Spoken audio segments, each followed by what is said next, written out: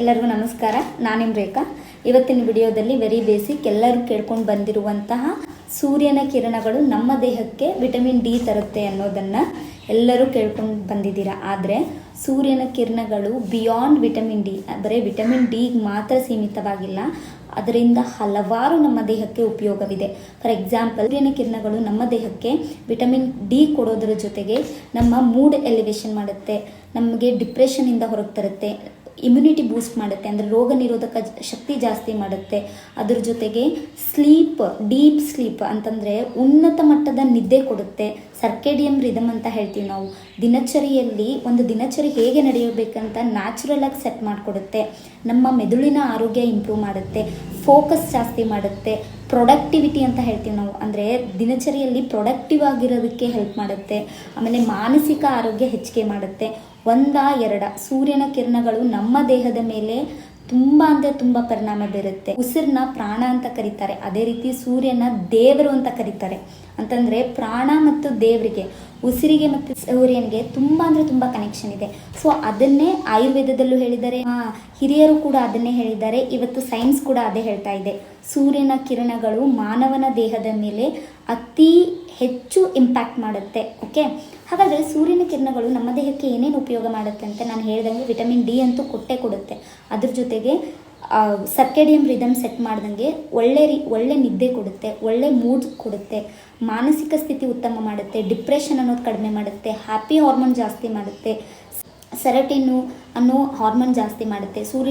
ಮನುಷ್ಯ ಎದ್ದ ತಕ್ಷಣ ಸೂರ್ಯನ ಕಿರಣಗಳನ್ನು ಕಣ್ಣಿಂದ ನೋಡಿದರೆ ಏನಾಗುತ್ತೆ ಅಂತಂದರೆ ಕಾರ್ಟಿಸೋಲ್ ಅನ್ನೋ ಹಾರ್ಮೋನ್ ಇದೆ, ಅದು ಇನ್ಸ್ಟೆಂಟ್ ರಿಲೀಸ್ ಆಗುತ್ತೆ. ಅಲ್ಲಿಂದ ದಿನಚರಿ ಸ್ಟಾರ್ಟ್ ಆಗುತ್ತೆ. ಓಕೆ, ಎದ್ದ ತಕ್ಷಣ ಹೈ ಲೆವೆಲಲ್ಲಿ ಇರಬೇಕು ಕಾರ್ಟಿಸೋಲ್ ಲೆವೆಲ್. ಸೊ ಇದೇನು ಮಾಡುತ್ತೆ, ಮನುಷ್ಯನಿಗೆ ಹ್ಯಾಪಿಯಾಗಿರೋದಕ್ಕೆ ಹೆಲ್ಪ್ ಮಾಡುತ್ತೆ, ಸಂತೋಷವಾಗಿ ದಿನ ಕಳೆಯೋಕ್ಕೆ ಹೆಲ್ಪ್ ಮಾಡುತ್ತೆ. ಸೊ ಸೂರ್ಯನ ಕಿರಣಗಳಿಂದ ನಮ್ಮ ದೇಹಕ್ಕೆ ಆಗುವಂಥ ಉಪಯೋಗಗಳು ಹಲವಾರು. ಓಕೆ, ಹಾಗಾದರೆ ಸೂರ್ಯನ ಕಿರಣನ ಯಾವಾಗ ನಮ್ಮ ದೇಹಕ್ಕೆ ತಗೊಳ್ಬೇಕು ಅನ್ನೋದು it's very important.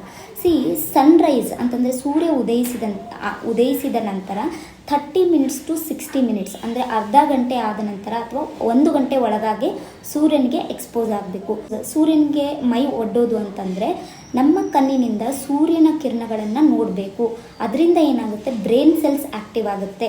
Brain cells active ಆಗೋದ್ರಿಂದ ಏನಾಗುತ್ತೆ, ಕಣ್ಣಿನಲ್ಲಿರುವ ರೆಟಿನಾ ಫೋಟೋಸಿಂಥಸಿಸ್ ಅನ್ನೋ ಕೆಲಸ ಮಾಡುತ್ತೆ. ಓಕೆ, ಸೊ ಇದರಿಂದ ಏನಾಗುತ್ತೆ, ಡೀಪ್ ಸ್ಲೀಪ್ ಕೊಡುತ್ತೆ. ಅಂದರೆ ಉತ್ತಮವಾದ, ಎಷ್ಟೋ ಜನ ಕಂಪ್ಲೇಂಟ್ಸ್ ಮಾಡ್ತಾ ಇರ್ತೀರ, ಮೇಡಮ್ 1:30 ಆದರೂ ನಿದ್ದೆ ಬರ್ತಾ ಇಲ್ಲ, ಮೇಡಮ್ 2 ಗಂಟೆ ಆದರೂ ಕಣ್ಣಿಗೆ ಕರೆಕ್ಟಾಗಿ ನಿದ್ದೆ ಬರ್ತಿಲ್ಲ ಅನ್ನೋರೆಲ್ಲ ಸೂರ್ಯನನ್ನು ಕಣ್ಣಿನಿಂದ ನೋಡಿದಾಗ ಏನಾಗುತ್ತೆ, ಸೊ ನ್ಯಾಚುರಲ್ ಆಗಿ ಡೀಪ್ ಸ್ಲೀಪ್ ಬರೋಕ್ಕೆ ಸ್ಟಾರ್ಟ್ ಆಗುತ್ತೆ. ಇನ್ನು 30 ಮಿನಿಟ್ಸ್ ಟು 60 ಮಿನಿಟ್ಸ್, ಅಂದರೆ ಸೂರ್ಯ ಉದಯ ಆದ 30 ನಿಮಿಷಗಳಿಂದ 60 ನಿಮಿಷಗಳವರೆಗೆ ನಾವೇನಾದರೂ ಸೂರ್ಯನಿಗೆ ಎಕ್ಸ್ಪೋಸರ್ ಆದರೆ ಅದರಿಂದ ಆಗುವಂಥ ಬೆನಿಫಿಟ್ಸ್ ಆಲ್ರೆಡಿ ನಾನು ಮೆನ್ಷನ್ ಮಾಡಿದ್ದೀನಿ. ಹಾಗಾದರೆ ಸಾಯಂಕಾಲ ಏನು ಮಾಡಬೇಕಂತಂದರೆ, ಸಾಯಂಕಾಲ ಸೂರ್ಯಾಸ್ತ ಅಂದರೆ ಸೂರ್ಯ ಮುಳುಗೋದಕ್ಕಿಂತ ಮುಂಚೆ 1 ಗಂಟೆ ಅಥವಾ 30 ಮಿನಿಟ್ಸ್ ಮುಂಚೆ, ಆವಾಗ ಮತ್ತೆ ನಾವು ಸೂರ್ಯನಿಗೆ ಎಕ್ಸ್ಪೋಸ್ ಆದಾಗ ಏನಾಗುತ್ತೆ, ನಮ್ಮ ಮನಸ್ಸಿಗೆ ಶಾಂತಿ ತಂದು ಕೊಡುತ್ತೆ. ನಮ್ಮ ಸಂಪ್ರದಾಯದಲ್ಲಿ ಹೇಳ್ತಾರೆ, ಸೂರ್ಯ ಉದಯ ಮತ್ತು ಸೂರ್ಯಾಸ್ತನ ಫೆಮಿನಿಯನ್ ಎನರ್ಜಿ ಅಂತ ಹೇಳ್ತೀವಿ ನಾವು.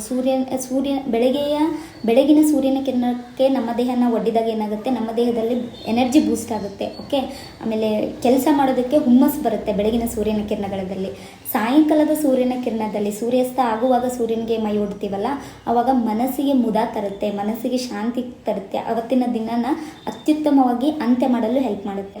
ಇದು ಸೂರ್ಯನ ಕಿರಣ ಬೆಳಗ್ಗೆ ಮತ್ತು ಸಾಯಂಕಾಲಕ್ಕೆ ಇರುವಂಥ ವ್ಯತ್ಯಾಸ ಮತ್ತು ನಮ್ಮ ದೇಹದ ಮೇಲೆ ಇಂಪ್ಯಾಕ್ಟ್ ಹೋಗುವಂಥ ರೀತಿ. ಓಕೆ, ಸೂರ್ಯನ ಕಿರಣದಿಂದ ಡಿಪ್ರೆಷನ್ ಬರೋದನ್ನು ಕೂಡ ನಾವು ತಡೆಗಟ್ಬೋದು.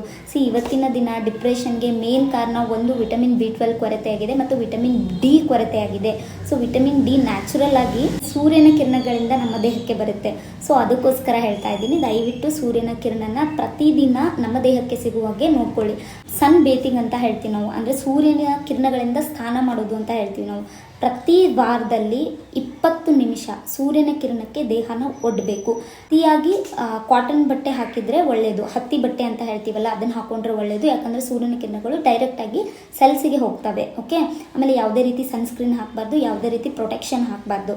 ಅದ್ರ ಜೊತೆ ನಮ್ಮ ಬೆನ್ನೆಲುಬಿದೆಯಲ್ಲ, ಅದನ್ನು ಆ ಏರನ್ನು ಜಾಸ್ತಿ ಸೂರ್ಯನ ಕಿರಣಕ್ಕೆ ಎಕ್ಸ್ಪೋಸ್ ಮಾಡಿದರೆ ವಿಟಮಿನ್ D3 ಪ್ರೊಡಕ್ಷನ್ ಜಾಸ್ತಿ ಆಗುತ್ತೆ. ಇದರಿಂದ ನ್ಯಾಚುರಲ್ ಆಗಿ ವಿಟಮಿನ್ D3 ನಮ್ಮ ದೇಹಕ್ಕೆ ಸಿಗುತ್ತೆ.